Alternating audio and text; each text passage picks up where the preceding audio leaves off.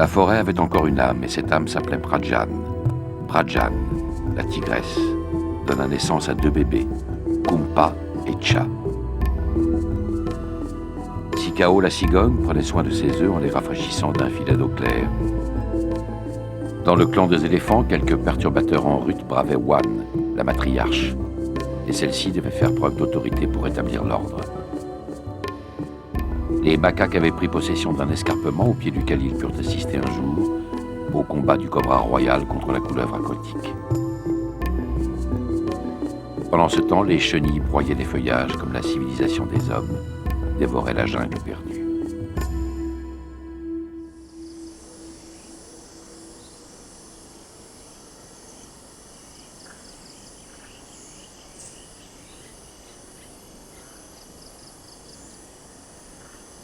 Quand l'air est tiède, quand tout est calme aux alentours de l'arbre ou du rocher familier, qu'il est doux d'être roi, caïd ou pacha dans la société des macaques.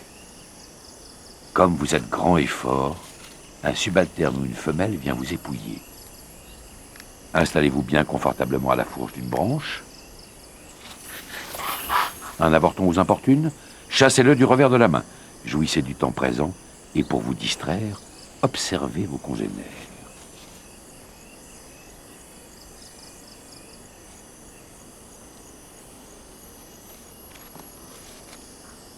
Pendant que votre vassal se régale de vos parasites, faites remonter dans votre bouche, de ce pincement du bout des doigts qui vous est si particulier, les graines et les noix accumulées toute la journée dans vos poches malaires, ces bajoux qui s'ouvrent sous les dents du bas et descendent jusqu'au côté du cou. Puis, de nouveau, contemplez l'un de vos pères qui n'acceptera pas qu'on le prenne à rebrousse-poil.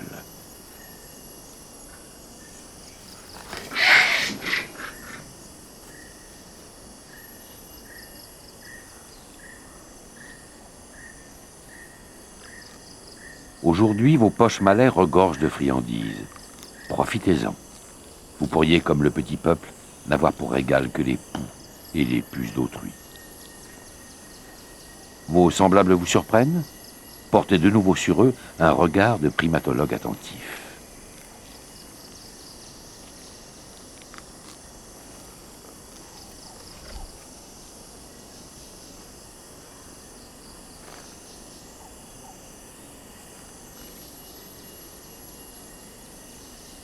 Lorsqu'elles sont pleines, vos bajoux contiennent l'équivalent du contenu de votre estomac. Double festin, double plaisir. Peut-être viendra-t-on vous chercher des poux sur la langue. Dans ce cas, méfiance, refermez votre garde-manger.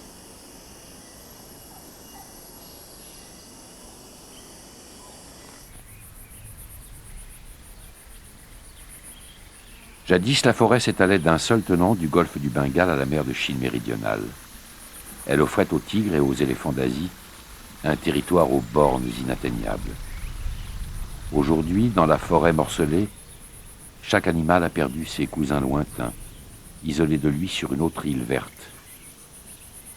Prajan, la tigresse, règne sur l'un de ces lambeaux de forêt vierge, près de la chaîne montagneuse du Tanen Tondang, à l'ouest de la Thaïlande. Ses bébés, Kumpa et Cha, sont à présent âgés d'une dizaine de jours. À la naissance, Cha a dû se battre pour vivre, alors que son frère, arrivé en avance, monopolisait la tendresse de leur mère. Alors aujourd'hui, c'est lui qui accapare la mamelle et laisse Kumpa aller se blottir ailleurs, où bon lui semblera.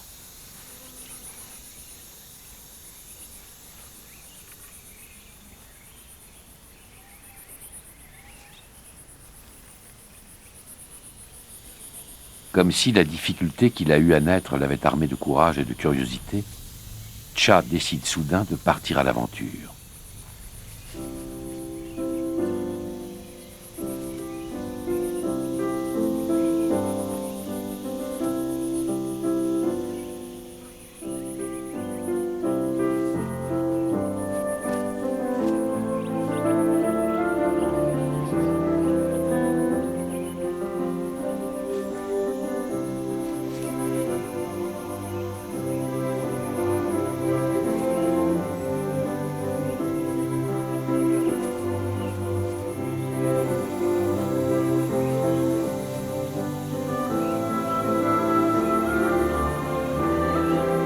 Déjà, sa conquête de l'univers, c'est-à-dire des quelques mètres carrés dont sa mère est le centre, épuise le jeune tigre.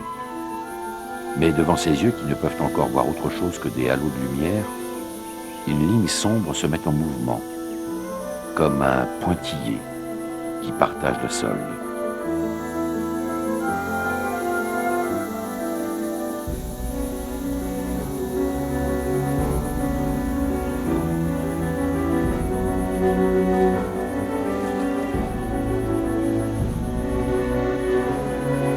Son odorat ne le renseigne guère, mais le spectacle éveille en lui le plus vif intérêt.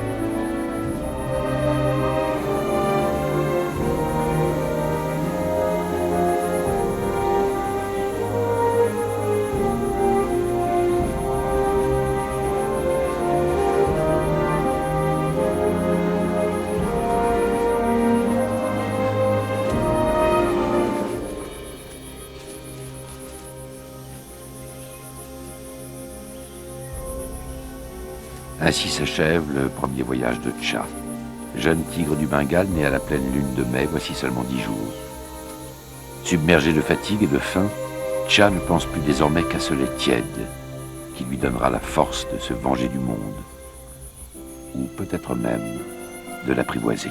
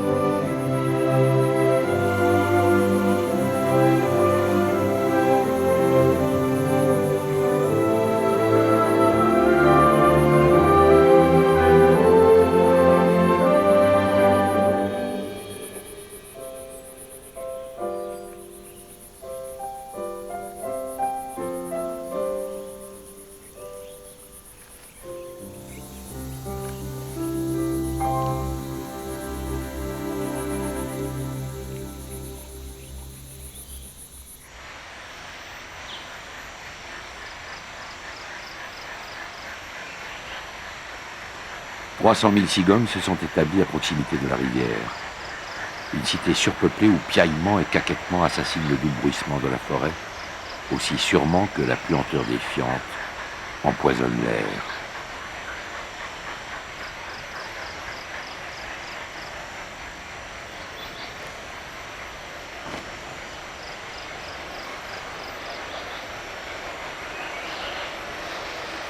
Posé sur le nid qu'elle a bâti avec son mâle, Sikao, et où ils ont couvé à tour de rôle les œufs qu'elle avait pondus, Wao, la femelle, s'affaire à consolider son habitat.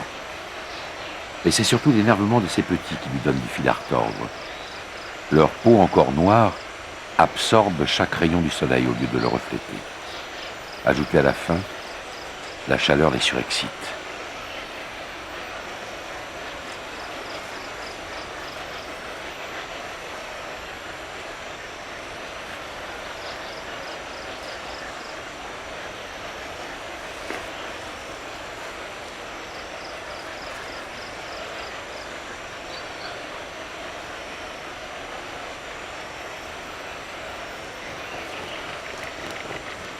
Enfin survient Sikao. À la rivière, il a gonflé d'eau son gosier et va à présent, par minces filets équitablement distribués, la restituer à ses enfants. Des petits poissons et des morceaux de grenouille enrichissent le potage pour mieux satisfaire la voracité des oisillons.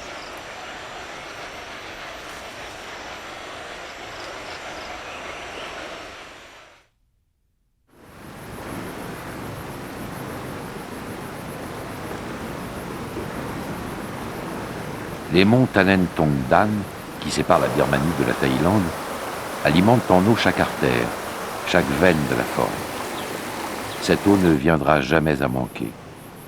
Mais en cette saison chaude et sèche, pourtant, chaque goutte est précieuse. Bientôt viendra la saison humide et les flots du ciel s'abattront. Du moindre filet d'eau, ils feront un océan.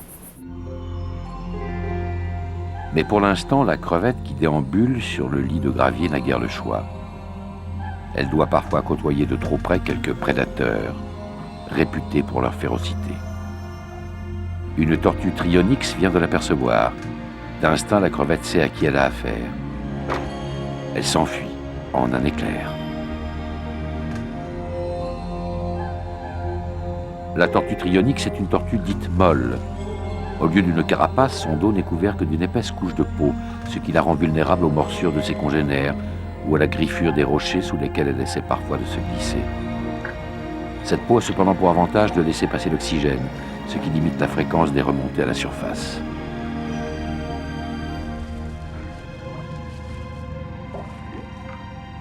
La tortue n'a pas renoncé à sa proie, mais celle-ci s'est réfugiée sous une branche immergée où son adversaire ne pourrait l'atteindre qu'en risquant de demeurer coincé.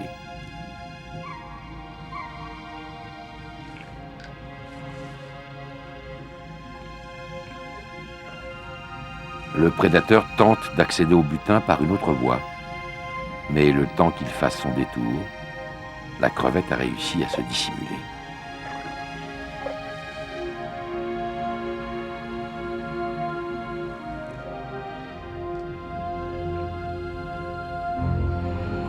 La chance, cependant, sourit parfois aux affamés. Un escargot aquatique vient de s'offrir au regard de la tortue, et peut-être à son estomac.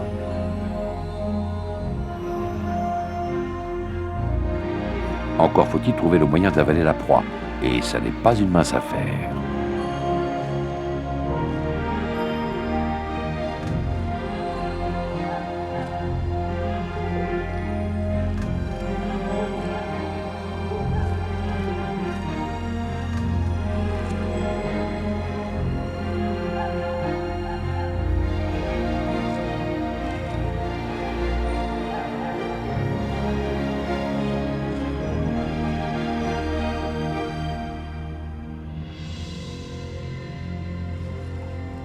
Le plus dur reste à faire, assimiler le repas. On prend une bouffée d'air et on se pose au fond de l'eau. Puis on se laisse gagner par une sorte de léthargie. Les sucs gastriques n'ont plus qu'à remplir leur office. La tortue Trionyx, massacreur efficace et souvent cannibale, ressemble alors à ce qu'elle est. Un reptile repu, occupé à digérer le monde.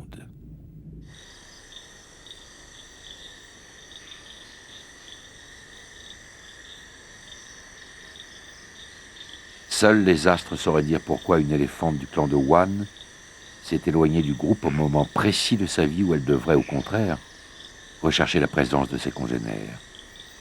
Elle se nomme Dara, comme les étoiles qui, ce soir, veilleront sur elle.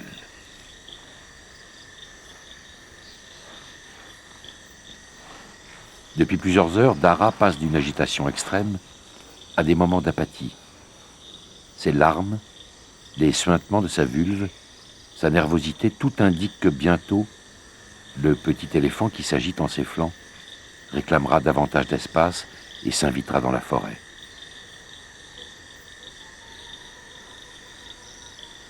Visiblement inexpérimentée, Dara n'aura pour soutien et pour repère qu'un arbre isolé, vers lequel elle reviendra sans cesse.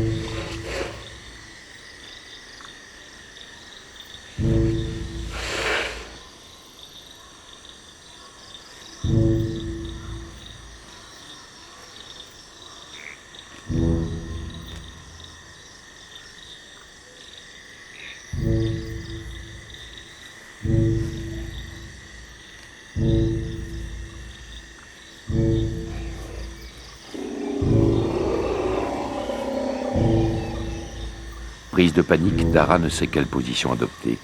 Son propre corps l'encombre. Elle voudrait le poser n'importe où, comme un fardeau trop lourd. Elle l'ignore encore, mais c'est pourtant debout qu'elle donnera naissance à son bébé, comme le font toutes les éléphantes, dotées pour cela d'une fente de l'utérus située très bas, près du sol.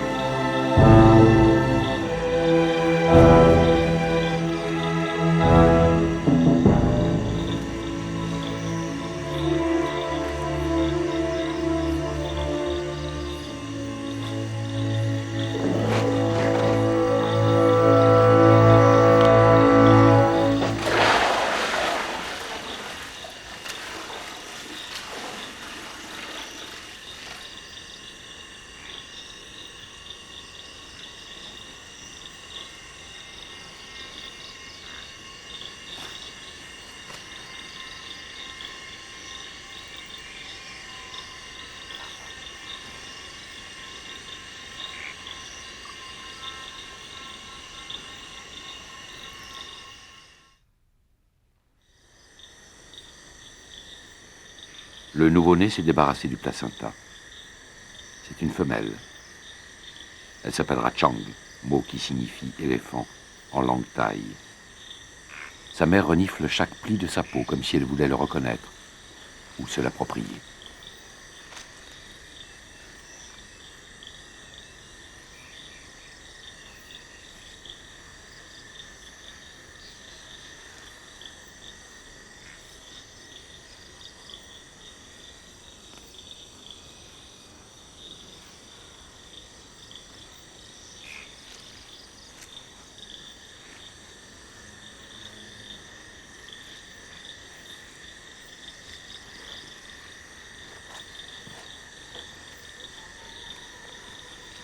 Chang doit à présent se lever et prouver qu'elle a la force d'affronter la jungle. Si elle n'en était pas capable, un tigre pourrait survenir et voler son premier souffle. Chaque minute gagnée prouvera sa vigueur, son désir de vivre. Dara voudrait aider sa fille, mais son corps, encore enduit de liquide amniotique, glisse, comme celui d'un poisson du fleuve. Alors l'éléphante essaie de la caler avec son propre pied et lui tente une trompe secourable.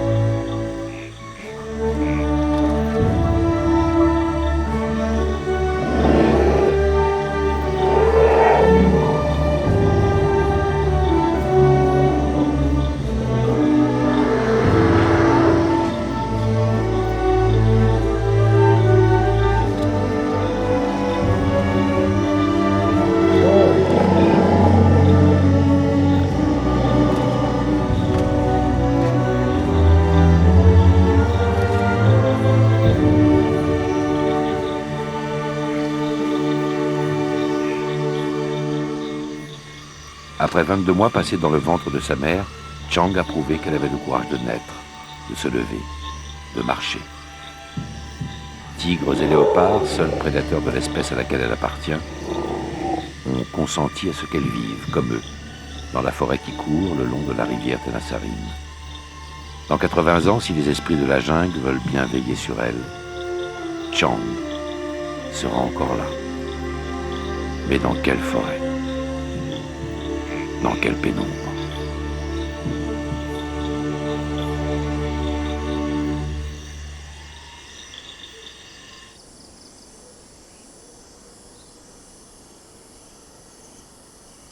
Sur les pitons rocheux où se tient leur colonie pendant la saison sèche, quelques macaques femelles doivent, comme Dara l'éléphante, veiller sur leur progéniture.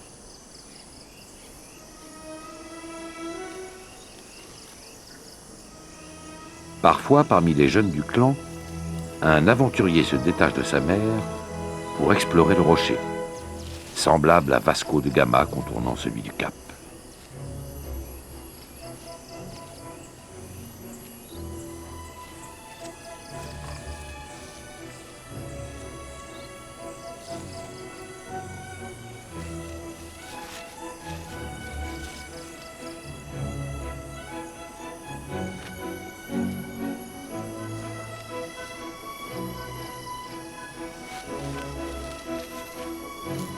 Sur une branche, un congénère du même âge n'entend pas céder sa place.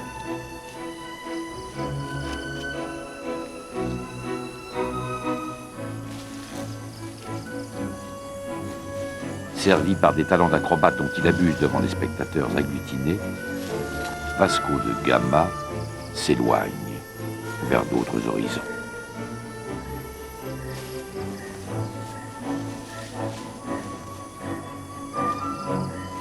L'explorateur revient enfin fraterniser avec son camarade.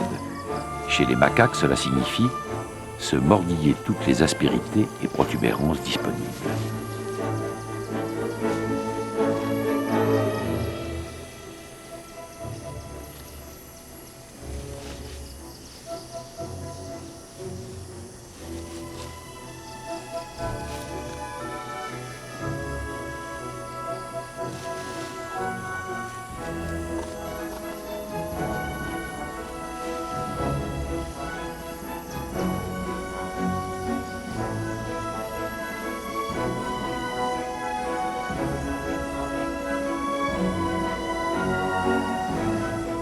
Un de ses aînés convoite le même promontoire.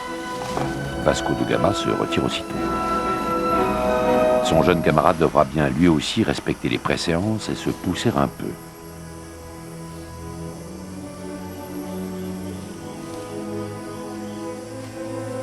Vasco de Gama, cependant, ne s'éloignera pas tout à fait sans avoir fort poliment prodigué à son congénère une dernière civilité.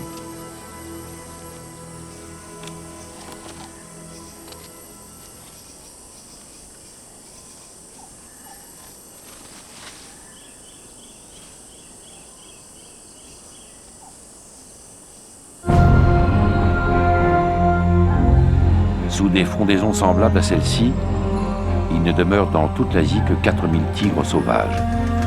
Leurs ancêtres, ils étaient 100 000 au début du XXe siècle, se déplaçaient librement à travers la grande forêt originelle et poursuivaient les hardes de cerfs sans que rien ne s'oppose jamais à leur course. Aujourd'hui, les tigres vivent confinés dans des forêts rétrécies et bordées de périls. Parmi eux, Prajan, la tigresse, partie ce matin à la recherche d'un point d'eau où s'abreuver.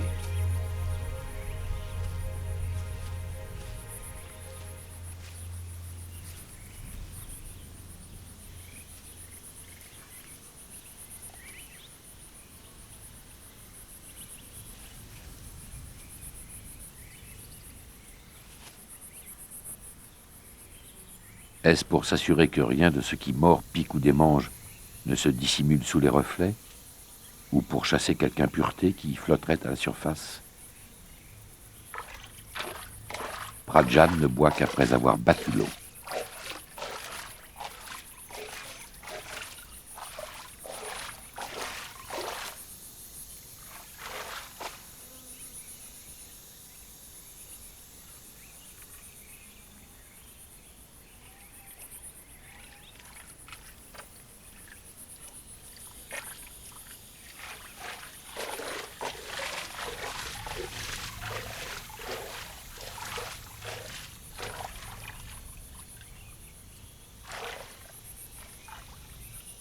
Avant de s'éloigner, Pradjan a recouvert ses bébés d'une couche de feuillage afin de les dissimuler au regard des prédateurs et d'un peu de terre afin de masquer leur odeur.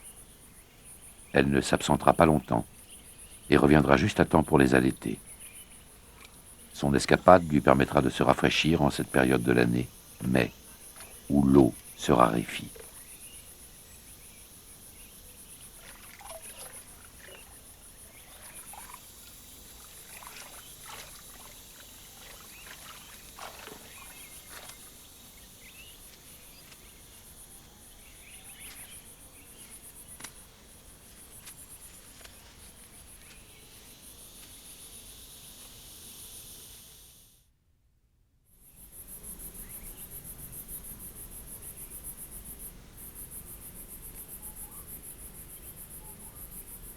Près du cours d'eau où la tortue Trionyx traque les crevettes, la moiteur ambiante fait le bonheur des mollusques.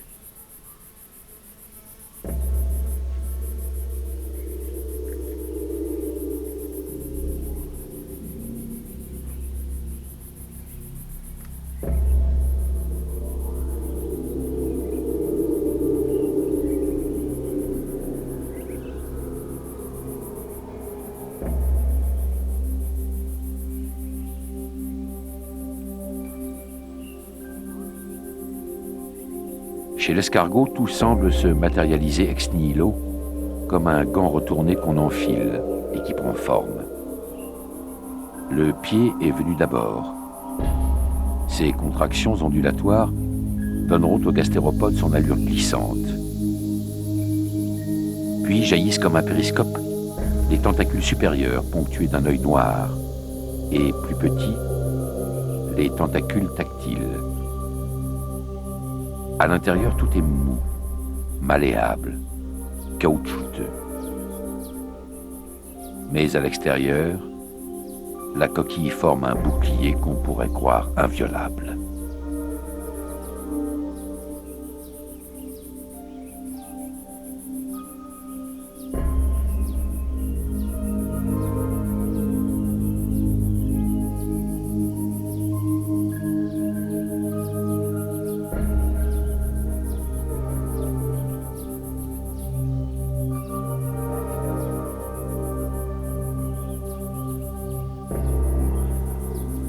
Dans les mêmes parages rôde le lampyre, coléoptère dont la femelle, qui s'avance ici, produit une lumière à laquelle elle doit son surnom de ver luisant.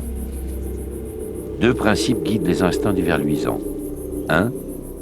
Il ne tient pour inviolable aucun bouclier, coquille ni carapace. 2. Tout escargot rencontré par hasard excite son appétit.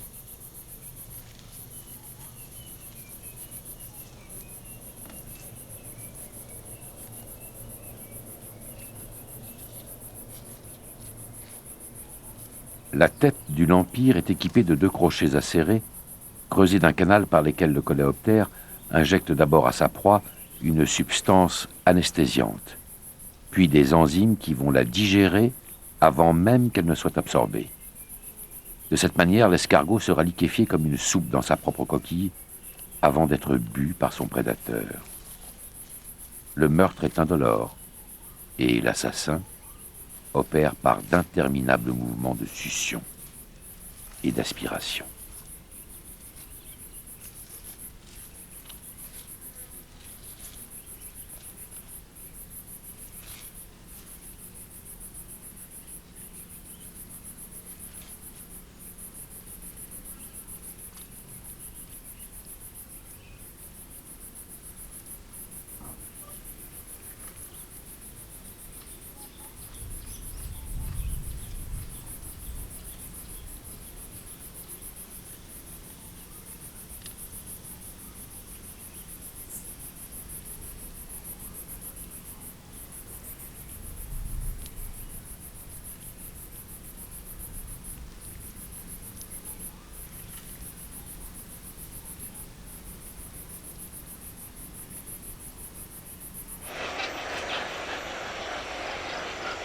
Victime d'un lampyre, l'escargot aurait pu périr tout aussi bien sous le bec des cigognes blanches d'Asie. Elles ont colonisé la berge voisine dont elles ont fait un nichoir géant. Wao, la femelle, s'affaire à consolider le nid. Une tâche jamais achevée. Une tapisserie sans cesse ravaudée au fur et à mesure que les petits l'endommagent en s'agitant. La chaleur énerve les bébés. Pour éviter qu'ils ne tombent du nid, leur mère est obligée de poser sur eux sa patte partiellement palmée.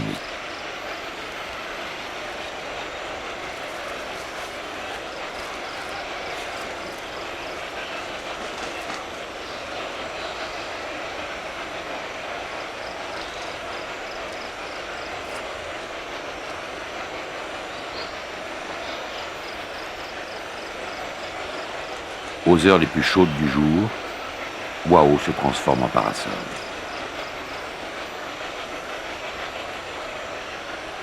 Pourtant, malgré ses efforts, l'un des bébés suffoque. Il est déjà presque inerte.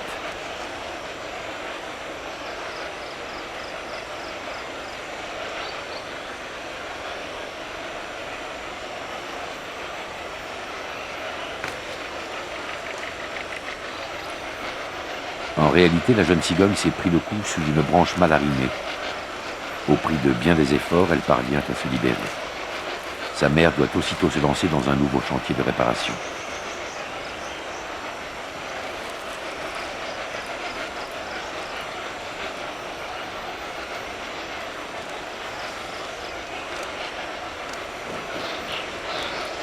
Sikao, le mâle, revient enfin au nid. Chez les cigognes blanches d'Asie, les tâches ménagères, qu'il s'agisse de trouver, de bâtir ou de nourrir les bébés, sont assumées à tour de rôle. Dans les marécages et les cours d'eau du voisinage, Sikao a fait une provision de poissons et de mollusques dont il a brisé la coquille grâce à son bec assez puissant pour faire office de casse-noix.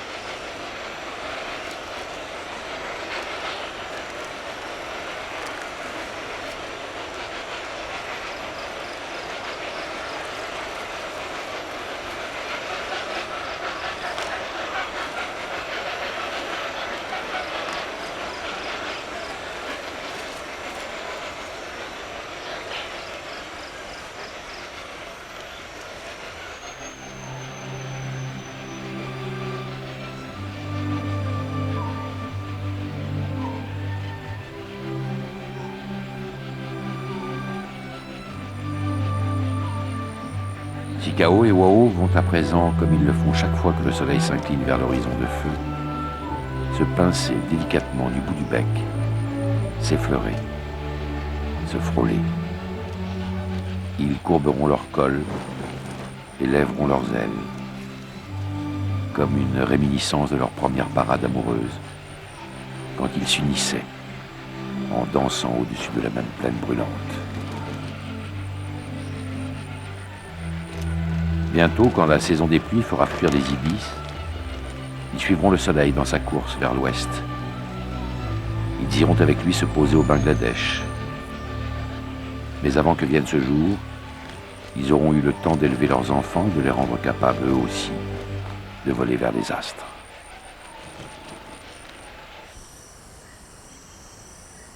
Ses pieds sont plats comme ceux de l'ours, les griffes de ses mains puissantes comme celles du paresseux, son museau pointu comme celui de l'otarie. Ses dents sont celles d'un carnivore, mais il adore les fruits. Sa queue lui sert de cinquième membre. C'est l'hôte le plus paradoxal des forêts du sud-est asiatique, le binturong. Le binturong appartient à la même famille que la civette. Demeure principalement nocturne, il passe le plus clair de la journée à dormir au sommet des arbres, d'où il redescend le soir malgré ses 20 kilos, la tête en avant, comme le fait l'écureuil.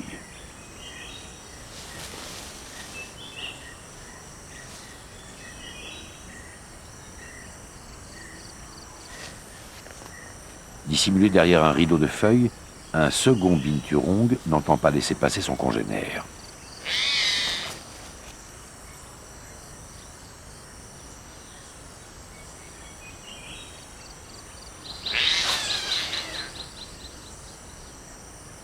Averti à grands cris, le premier animal préfère éviter la querelle.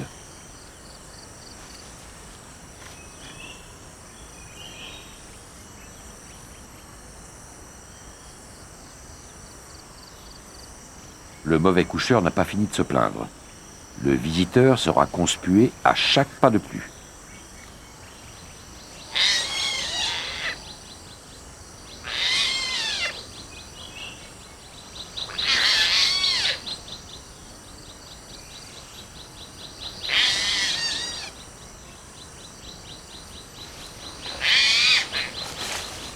Le binturong, découragé, ne retrouvera bonne contenance qu'après avoir rebroussé chemin.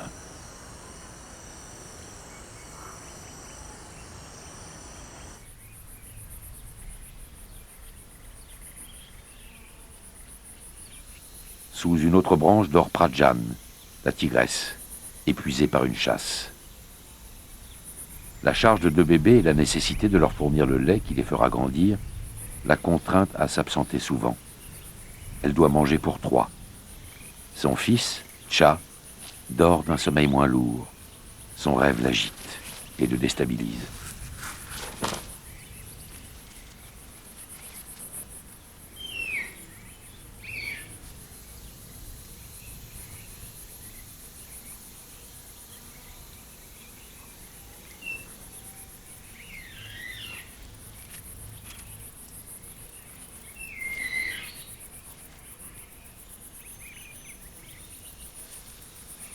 Ces protestations n'impressionnent personne.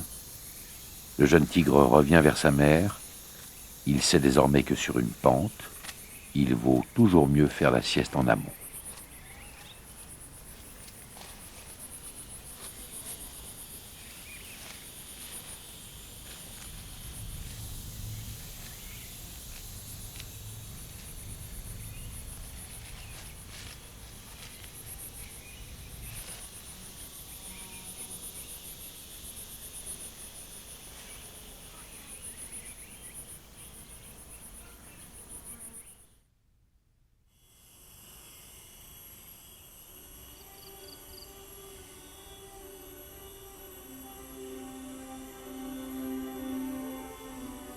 Il y a quelques jours, près du plan d'eau, le corps d'une chenille Setosia s'est transformé en une structure rigide, la chrysalide.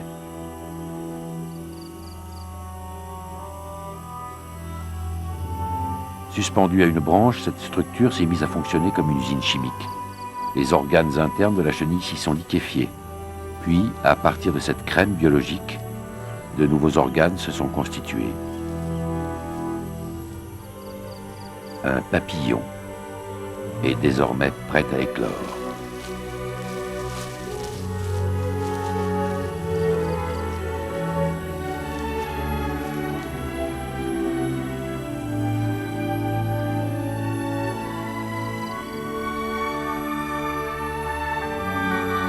Après s'être débarrassé de sa gangue, l'insecte doit désankyloser et manœuvrer ce corps inconnu. Puis, il apprend à déployer et à replier cet organe flexible et spiralé qu'il ne possédait pas la veille, la tombe.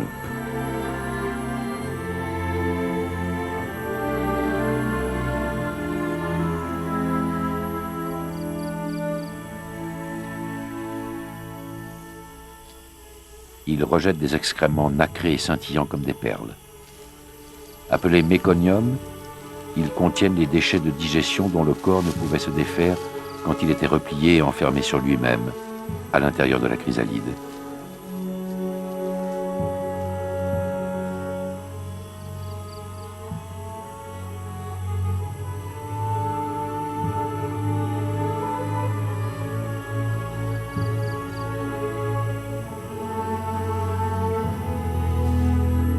La phase suivante consiste à expérimenter les principes de la coordination motrice. Le papillon Setosia déplie les ailes, striées de couleurs vives qui lui vaudront son nom familier, papillon léopard.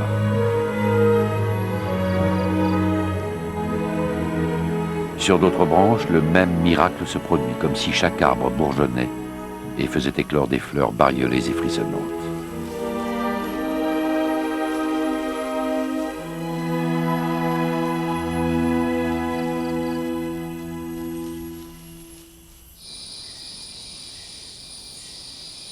Dans la forêt thaïlandaise, la biodiversité est si grande qu'il faut parfois parcourir des kilomètres pour trouver 2 arbres de la même espèce. En forêt pluviale, on peut compter 200 essences différentes par hectare, contre une vingtaine dans une forêt européenne. Teck, chêne, eucalyptus ou acajou. L'ours à collier, ainsi nommé en raison de la bande pectorale claire qui se détache sur son pelage sombre, fait de chaque arbre sa demeure. Et quand un autre l'y a précédé, il n'a plus qu'une idée en tête, rejoindre le privilégié et lui disputer son perchoir. Le premier occupant du promontoire se nomme Baek. Il se comporte en propriétaire. C'est plus que l'on peut supporter le jaloux qui se lance à l'abordage.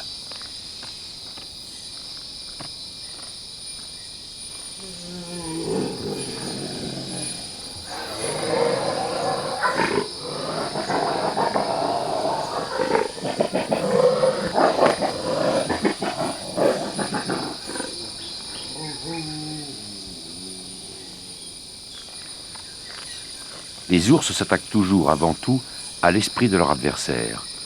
Ils tentent de l'intimider, de provoquer sa peur. Souvent, cela suffit, et l'agresseur s'éloigne, ou redescend plus piteux qu'il n'est venu.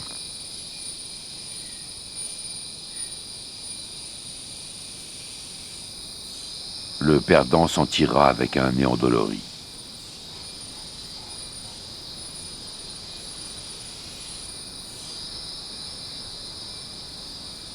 Baek, lui, reprend son somme, bien calé dans un berceau de branches.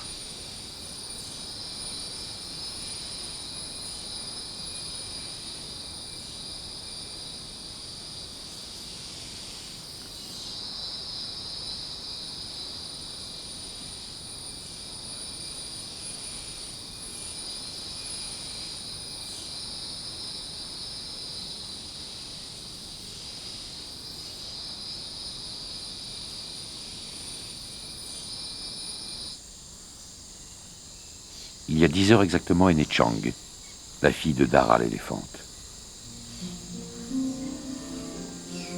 Elle pèse probablement 80 kilos et restera fragile et instable sur ses jambes pendant quelques semaines. C'est pendant cette période que va naître un lien affectif avec sa mère si fort qu'il pourra durer 50 ans.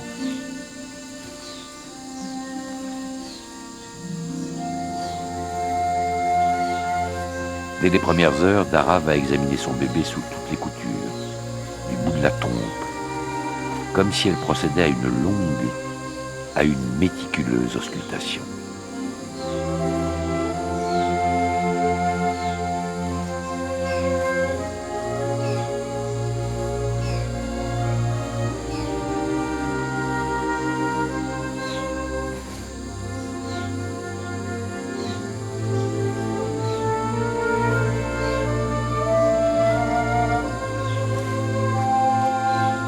Oreilles, bouche, anus. Dara fait l'inventaire de chaque orifice. Sa trompe s'attarde sur tous les replis du corps de Chang. Active et stimule vaisseaux sanguins et terminaisons nerveuses.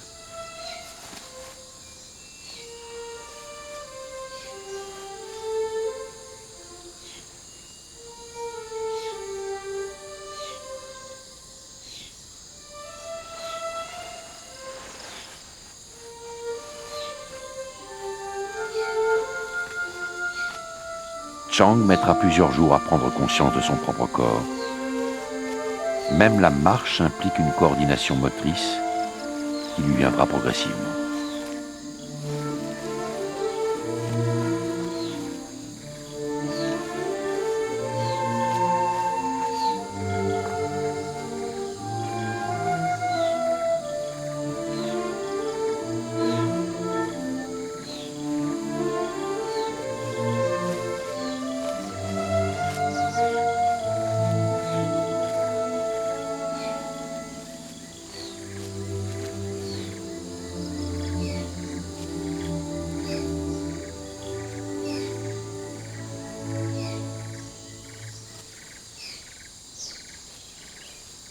La jeune éléphante têtera les mamelles de sa mère qui sont situées juste derrière les pattes antérieures pendant près de 5 ans. D'instinct, elle sait depuis la première heure comment plaquer sa petite trompe à la verticale contre le corps de Dara. Cette posture contribue en outre à l'équilibre. Il peut arriver qu'un bébé ne trouve pas les mamelles sans l'aide de la mère. Il peut aussi se produire que, les ayant trouvées, son sens de l'orientation se brouille et qu'il se mette à téter plus loin des excroissances corporelles que la nature n'a pas destinées à cet usage. La mère peut en être embarrassée, tout en se contentant d'attendre que le nouveau-né comprenne son erreur.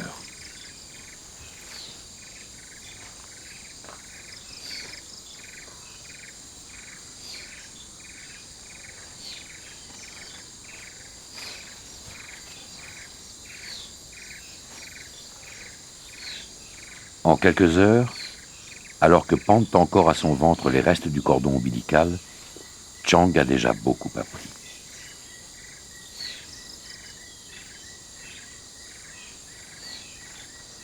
Dara sent sa fille fatiguée.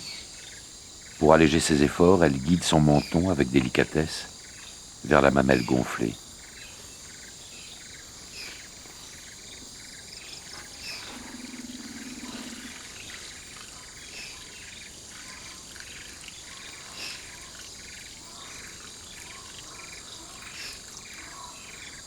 Dara examine et renifle minutieusement l'urine de Chang. Elle recueille ainsi 1000 informations olfactives qui, peut-être, la renseignent sur l'état de santé de sa fille.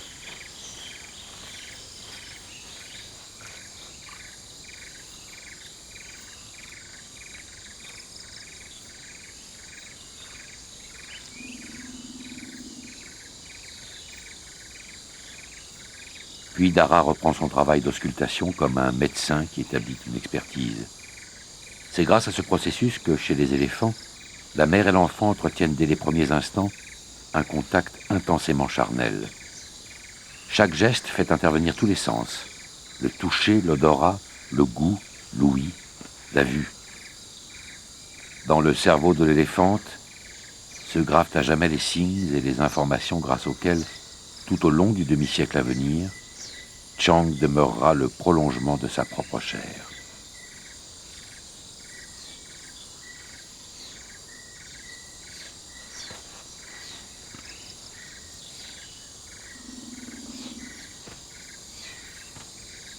Naître fatigue et vivre épuise.